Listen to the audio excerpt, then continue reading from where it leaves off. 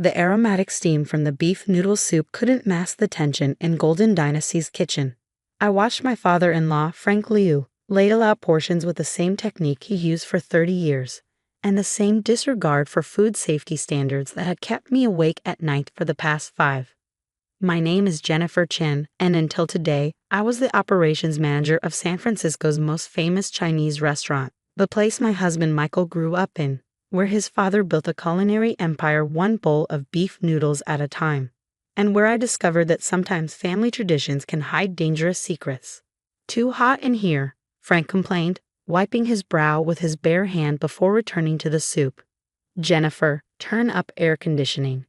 "Yes, ba," I replied, using the Mandarin term for father while reaching for the thermostat.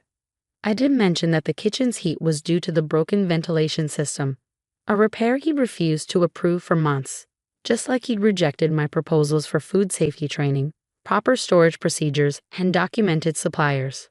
The restaurant was packed, as usual. Golden Dynasty's reputation for authentic traditional cuisine drew crowds from across the city. Food critics raved about the old-world cooking methods and secret family recipes. None of them saw what happened behind the kitchen doors. "Big party coming at 7, Michael said, poking his head into the kitchen.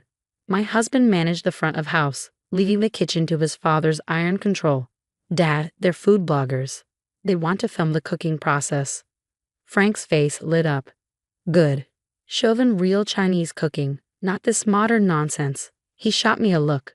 No need for Jennifer's clipboard today. My clipboard, containing health code requirements, temperature logs, and supplier documentation, was seen as an insult to 30 years of restaurant experience. Never mind that I had a degree in restaurant management and 5 years of experience turning failing establishments into successful ones. "The videos will be posted online," I said carefully. "Maybe we should review the food handling procedures." "Enough." Frank slammed his ladle down. "You think your fancy degree knows better than 30 years of success. This is how my father cooked, how I cook, how it's always been done." I bit my tongue, thinking of the documents stored in my private cloud drive. Records of unsafe food storage, unauthorized suppliers, and worse. Things I'd discovered while modernizing the restaurant's operations. Things Frank had ordered me to ignore. The afternoon passed in a blur of service. I kept one eye on the kitchen operations while reviewing the files on my laptop. The restaurant's 30th anniversary celebration was starting in 2 hours, and something felt wrong. The new seafood supplier Frank had insisted on using, the unusual payment patterns, the unmarked deliveries. "Jennifer." Frank's voice boomed across the kitchen.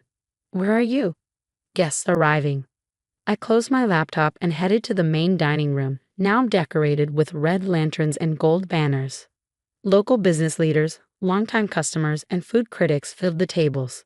Michael was greeting guests at the door, beaming with pride. Frank took the small stage we'd set up, microphone in hand. "Welcome, friends. 30 years ago, I started Golden Dynasty with my father's recipes and a dream. Today, we celebrate not just a restaurant, but a tradition of authentic Chinese cuisine." Applause filled the room. I stood near the kitchen doors, watching the servers distribute special anniversary dishes. Something caught my eye. The new seafood dish didn't look right. The color was off, the texture strange. "And now," Frank continued, "I want to thank my son Michael for carrying on our legacy. He understands the importance of tradition, of doing things the right way." More applause. Michael joined his father on stage, earning proud claps on the back.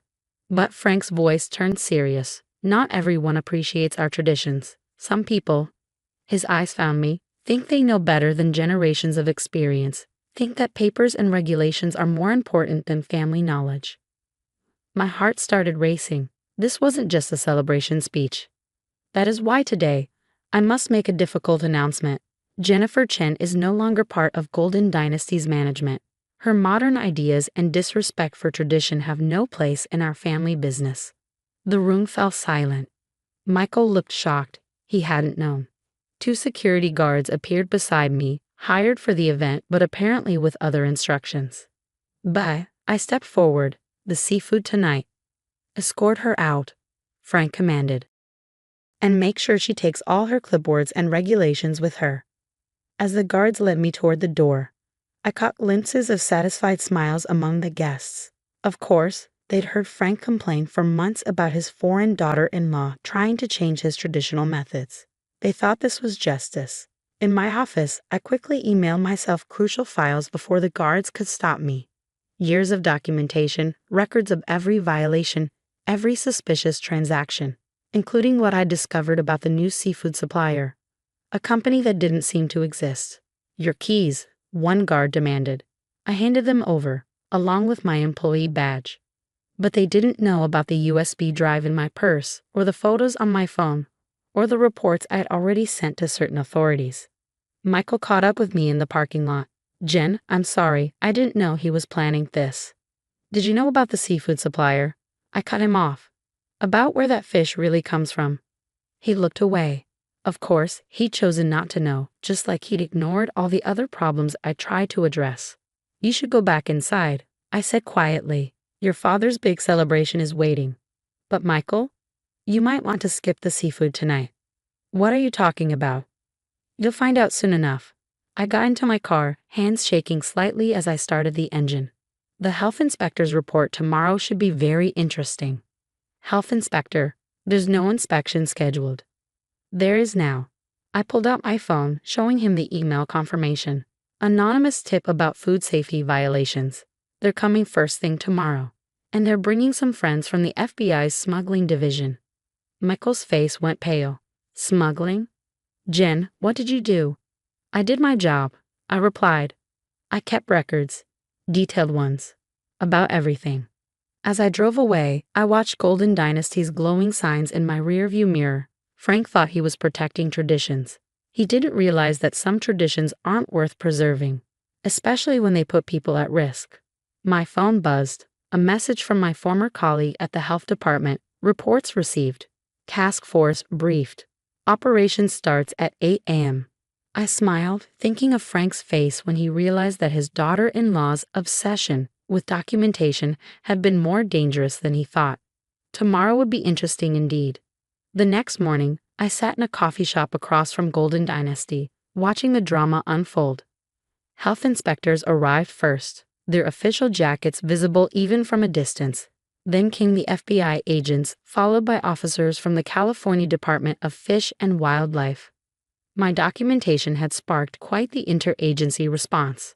My phone buzzed, a message from Michael. "What did you do?" I didn't respond. Instead, I opened my laptop and pulled up the files I'd spent years compiling. The irregular payments to the seafood supplier, the unmarked deliveries arriving after hours, the suspiciously low prices for premium fish that should have cost 3 times as much. Through the restaurant's windows, I could see Frank gesturing angrily at the officials. His face turned from red to white as they produced their search warrant.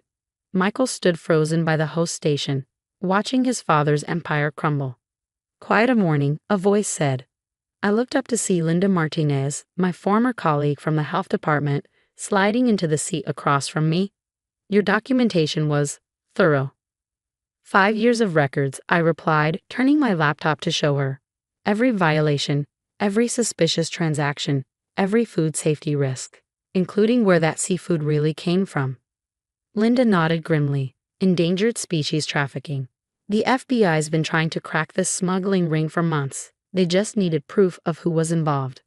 And I had all the proof they needed, I said quietly, watching more officials enter the restaurant, right down to the delivery schedules and payment patterns. My phone kept buzzing, messages from family members, restaurant staff, even food critics wanting comments. I ignored them all. The truth would come out soon enough. Inside Golden Dynasty, the inspection team was doing their work. Health code violations were documented. Food samples were collected. Financial records were seized. And in the walk-in freezer, behind boxes of Frank's specially sourced seafood, they found exactly what I knew they would. Containers of illegally imported fish, including protected species. By noon, the story had hit the local news. Famous Chinese restaurant raided. Health violations and smuggling allegations. Food bloggers who'd praised Golden Dynasty's authentic traditional cuisine were now frantically deleting their old reviews. Jennifer. Frank's voice boomed across the street. He'd spotted me through the coffee shop window and was storming over, face twisted with rage. You betrayed your family, destroyed our business. I stood calmly as he approached, aware of the health inspectors watching. No, Ba. You destroy it yourself. I tried to help you do things right, but you chose to put people at risk. Risk? He scoffed. 30 years, no problems. Your American rules, your paperwork, that's the real risk to our traditions. Traditions? I pulled out my phone, showing him photos I'd taken of the kitchen violations. Was it tradition to store raw meat at unsafe temperatures? To buy from unlicensed suppliers? To smuggle endangered species? His face paled slightly at the last accusation. You don't understand. I understand perfectly. I cut him off. You thought rules didn't apply to you, that your experience meant you could ignore food safety, ignore the law. Now you'll face the consequences. Michael appeared behind his father, looking shell-shocked. Jen, please. There must be some way to fix this. I softened slightly at my husband's distress. Actually, there is. But it will require real changes, not just cosmetic ones. I pulled out another file from my bag, a complete business restructuring plan I prepared months ago. New management structure, modern food safety protocols, legitimate suppliers, real training for staff, and most importantly, complete transparency in operations. Frank started to object, but Michael grabbed the file. What's the alternative? Prison time for endangered species trafficking, I said bluntly. Complete shutdown of the restaurant, loss of all licenses. Is that what you want for your father's legacy? The next few hours were intense. In a private room at the coffee shop, we negotiated with health officials and FBI agents. My detailed records of the smuggling operation proved valuable enough that the authorities were willing to work out a deal. In exchange for cooperation in breaking up the larger trafficking ring, Golden Dynasty could survive under new management and strict oversight. Frank raged, threatened, and finally broke down in tears. 30 years of doing things his way. And now his daughter-in-law had forced him to change. But when faced with the alternative federal prison, he signed the agreement. The restaurant closed for a month of complete renovation. Every piece of equipment was replaced or thoroughly cleaned. The staff underwent intensive food safety training. New suppliers were vetted and documented. And most importantly, the management structure changed. I returned as Chief Operating Officer with full authority over kitchen operations. Michael became CEO, with his father moved to an advisory role focused on menu development, under proper oversight. The health department conducted weekly inspections for the first 3 months, which we passed with flying colors. When Golden Dynasty reopened, it was transformed. The dining room still held its traditional charm, but the kitchen was a model of modern food safety. We kept the beloved recipes but prepared them safely. Customers returned, drawn by the promise of authentic cuisine that they could trust. Surprisingly, it was Frank who adjusted best to the changes. Once he saw that we could maintain quality while following regulations, his resistance faded. He even started bragging about our perfect health inspection scores to other restaurant owners. You were right, he told me one evening, 6 months after the raid. We were reviewing recipes, documenting each step properly. I was so afraid of losing our traditions that I forgot the most important tradition, taking care of our customers. The local Chinese community's reaction was mixed. Some saw me as a traitor who'd exposed one of our own.